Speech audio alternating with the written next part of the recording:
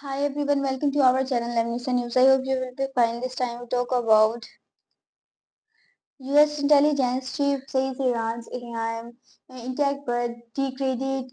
Madeline Halpert and Kayla Epstein, the top intelligence official in the US, said on Wednesday that the Iranian uranium was intact but largely degraded. Director of National Intelligence Tulsi Gabbard and other top Trump administration officials testified at a congressional hearing for more than 2 hours about worldwide threats to the US.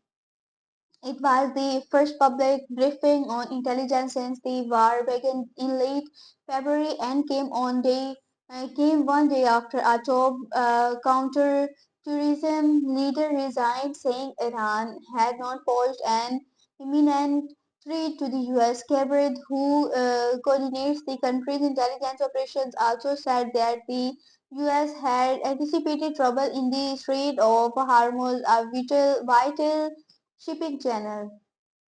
The IC intelligence community assesses the regime in Iran appears to be intact but largely degraded due to attacks on its leadership and military capabilities, she said, appearing alongside the heads of the CIA, FBI, National Security Agency, and Defense Intelligence Agency. Cabret declined to answer when asked repeatedly by Senator John Ossoff, a Democrat, about whether she had viewed Iran as an imminent threat. The only person who can determine what is and is not an imminent threat is the president, she said.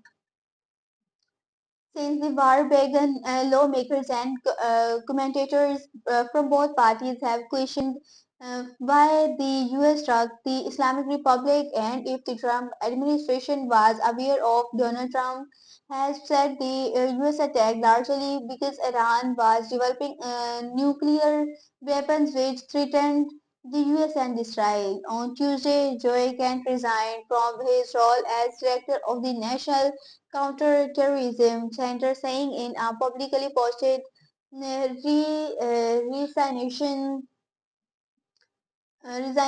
later that Iran had posed no imminent threat to the US and criticism Trump for the war. CIA Director John Ratcliffe, director of the CIA, testified on Wednesday that he did not agree with Kent. I think Iran has been a constant threat to the United States for an extended period of time and posed an immediate threat at this time, he said. Gabriel said US and Israeli strikes in the Middle East had largely destroyed Iran's military capabilities. She also said the intelligence community had assessed that Iran was trying to recover from the severe damage to its nuclear infrastructure sustained during the 12-day war and continue to refuse to comply with its nuclear obligations. The US and Israel attacked Iran over 12 days in June 2025 with the aim of destroying possible capabilities to produce a nuclear bomb. In written remarks prepared for the hearing, Gabbard had asserted those attacks obliterated Iran's nuclear enrichment program and Iran had made no effort to rebuild it, but she did not read that assertion alone. When Democratic Senator Mark Warner asked Gabbard about the Omenian, she said she had to trim her public remarks because they were running long.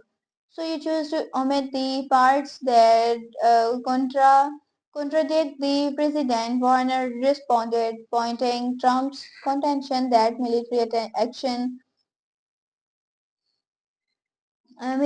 against Iran was justified because of its nuclear weapon development. Lawmakers also asked how involved intelligence officials were in Trump's decision to strike Iran. Senator Angus King, an independent from Maine, asked if they were in the room with Trump as he made his final decision. Radcliffe estimated He was in dozens and dozens of meetings with the president, but did not know if there was a single time where a decision was made. King also asked if intelligence officials had informed Trump that Iran could potentially attack the Strait of Hormuz during a conflict with the US. Iran has effectively shut down the vital oil shipping channel since the US-Israel war with Iran began. The president gets briefings constantly about intelligence. Radcliffe said he added that the Pentagon prepared for Iran to hit U.S. interests in energy sites across the region and took measures for force protection. I hope you will enjoy this news. Have a nice time.